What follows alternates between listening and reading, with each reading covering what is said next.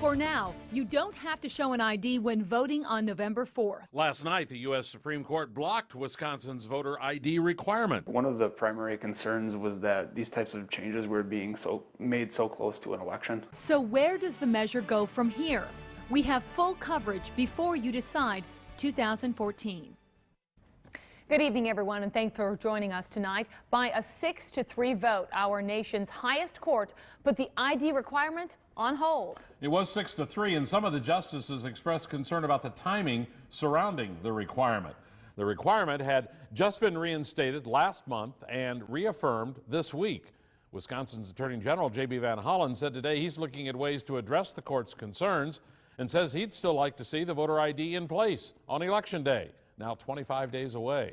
In Wisconsin, the main race is for governor, and Fox 11's Andrew Lacoma is with us this evening. Andrew, what do those candidates have to say today about this latest flip-flop?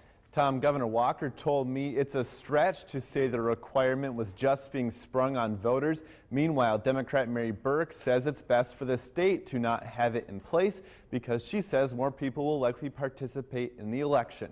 We have balanced coverage.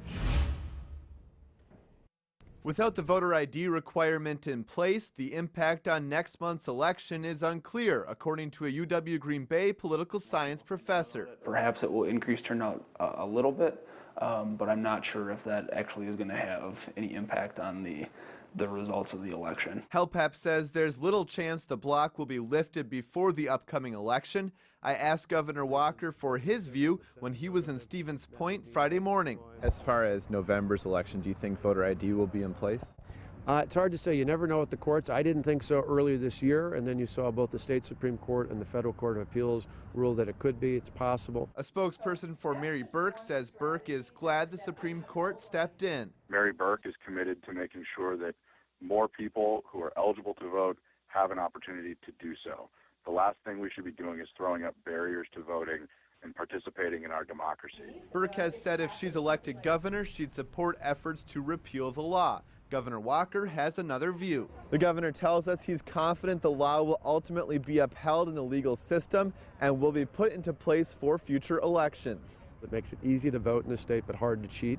And we still think protecting the integrity of each and every vote is incredibly important.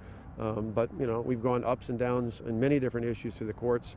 This is just one more example. HELPAP says opponents of voter ID have momentum as their legal challenges continue. This is kind of taking it to the next level and gives people another opportunity to state their case. He says the block by the Supreme Court is a sign the High Court may someday rule on the constitutionality of Wisconsin's law. I asked the State Attorney General's office today how it plans to proceed with the Supreme Court block. A spokesperson said she had no details to share at this time. Area clerks are continuing their election preparation, but now without the requirements from the voter ID law. Coming up tonight at 5:28, we explain how the Supreme Court ruling is impacting those clerks. Also, Governor Walker and Mary Burke will share the stage tonight in Eau Claire for their first debate. You can see it right here on Fox 11. It begins at 7 p.m. and will last for an hour. If you miss it, you can see it again Sunday at 2 p.m. on CW 14.